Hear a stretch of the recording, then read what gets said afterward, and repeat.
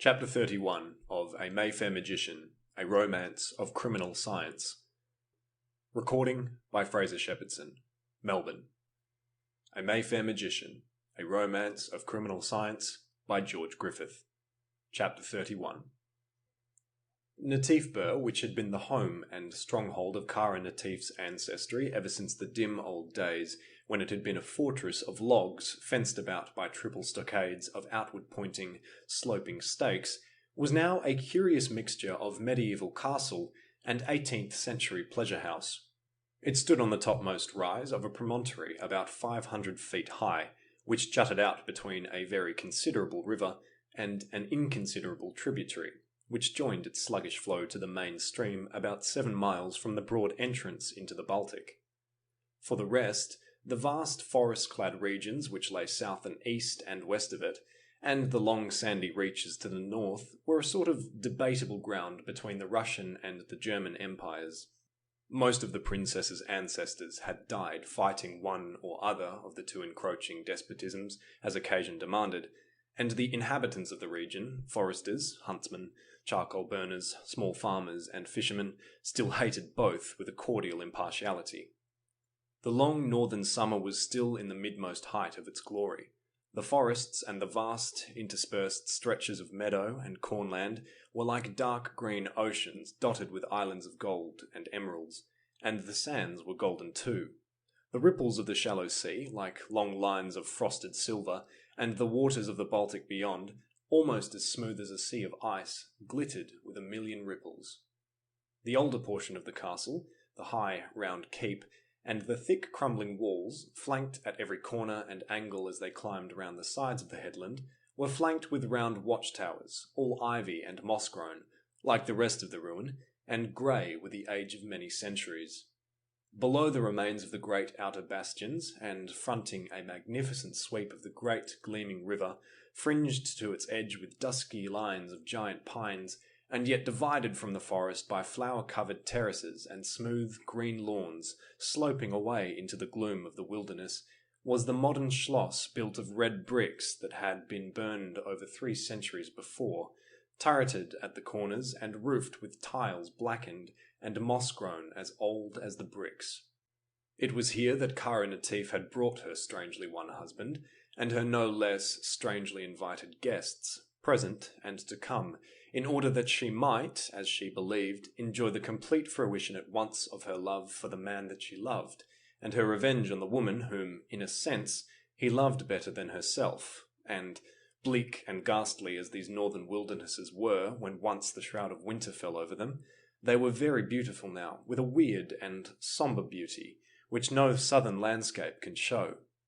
In a word, the scene exactly suited both the mood and beauty of the woman who owned everything, but the sea as far as the eye could reach from the topmost tower of Natifburg.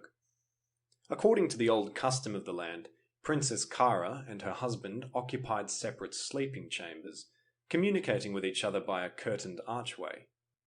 Very early in the morning of the 3rd day after their arrival, in fact, soon after the brief northern night had ended, she was lying awake with many thoughts revolving in her mind, when she heard her husband's voice in the next room speaking in Spanish, a language which she of course understood, but which he had never used in converse with her. The words came slowly and brokenly, with little intervals of silent, deep breathing between them, but the first few that she had heard were quite enough to bring the blood to her cheeks and the fire to her eyes. The truth was that, like nearly all men who have passed a great part of their lives in the silences and solitudes of the outlands of the world, Hedley Simons had contracted the habit of talking to himself, which strongly conduces to sleep-talking, and, curiously enough, yet by no means singularly, he never spoke but one language in his sleep, and that was Spanish.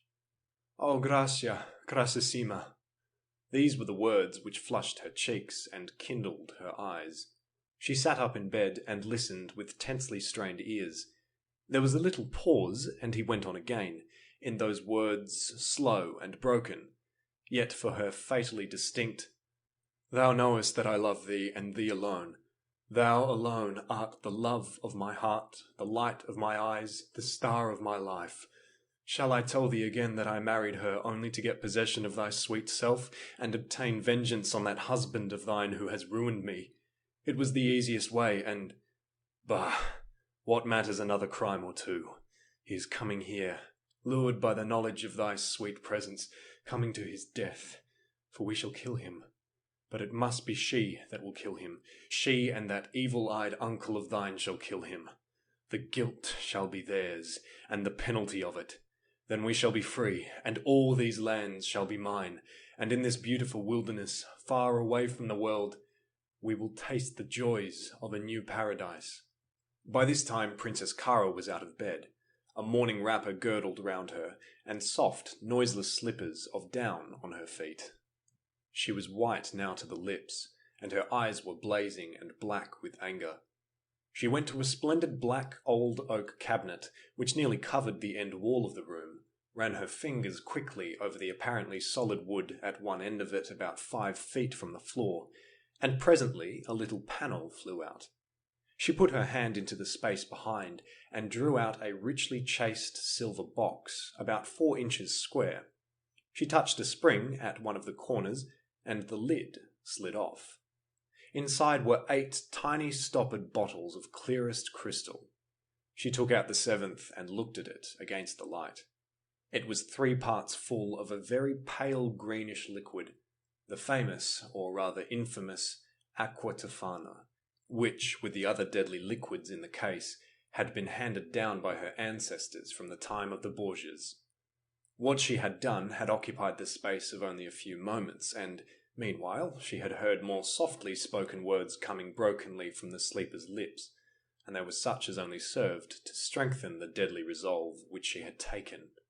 And so I have loved and married a traitor who has outwitted me, moreover, and used me, Cara Natif, as a mere means to an end. He has not only cheated me, but he has dishonoured me as well. There can be no forgiveness for that, and no traitor ever entered the halls of Natifburg and left them alive. It shall not be for me, the last of the race, to break the tradition. The words were not spoken or even whispered. They only ran like so many lightning flashes through her mind as she moved noiselessly towards the curtained archway. Hedley Simons was lying a little on his right side with his head back and his left arm thrown up over it. "Yes, it would be quite safe," ran the unspoken words again. "It will be the usual verdict. Heart failure." She looked down for a moment on the dark, strong, almost grimly handsome face of a man who had inspired her so strangely with the only real love of her life. But hers was a nature whose love is very swiftly turned to hate, and she hated him now with a hate that nothing but the sacrifice of his life could quench. Again his lips opened in movement. "Gracia, gracissima." Her eyes blackened deeper, and her teeth clenched harder. She drew the stopper out of the vial with the little finger of her left hand, just as a practised chemist would do, let a couple of drops fall into the palm of her hand, quickly replaced the stopper, and then laid her hand softly over the sleeper's mouth and nose. He drew one deep breath, his eyes opened, and stared horribly at her for a moment, and a shudder ran through his frame, his jaw dropped, and he was dead.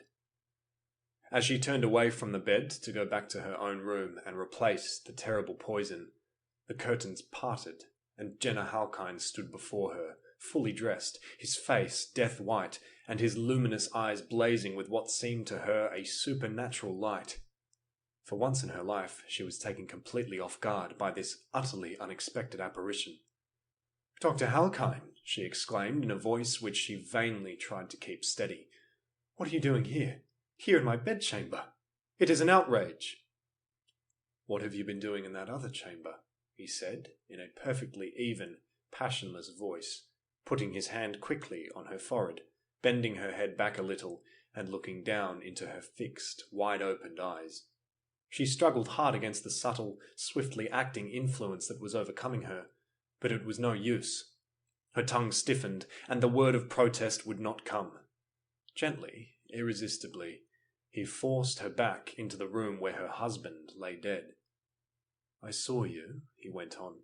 I saw you with the eyes which are not of the flesh, but of the spirit, eyes to which nothing is opaque. You have killed him. A life more or less in the world does not matter, but you have killed more than him. You have destroyed more than his one life. You have destroyed for the present, at least it may be for many years, perhaps even beyond the scope of this life of mine, the hope of our great work.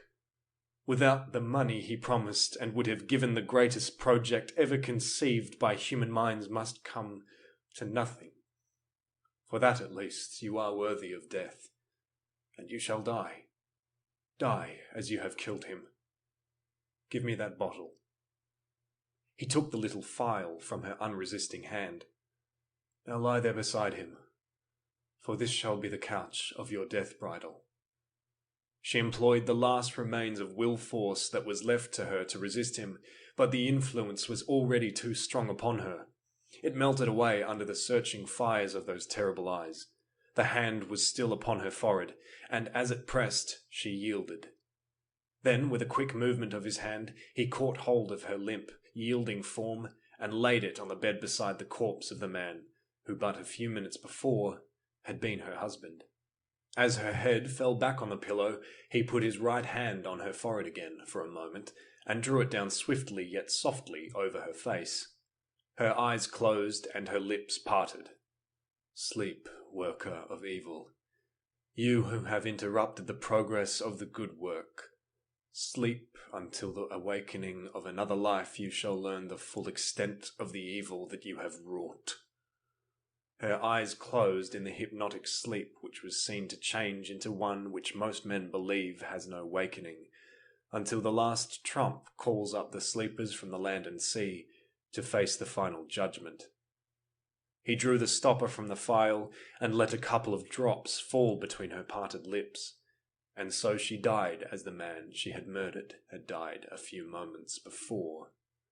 He scattered the rest of the fluid over the thick carpet, dropped the stopper on the silken counterpane between them, closed the chilling fingers of her right hand over the phial, drew her left arm out over the dead man's breast, and, after a moment's glance of mingled hate and genuine sorrow, left the room with silent steps and went back into the princess's room. For a few moments his eyes were everywhere.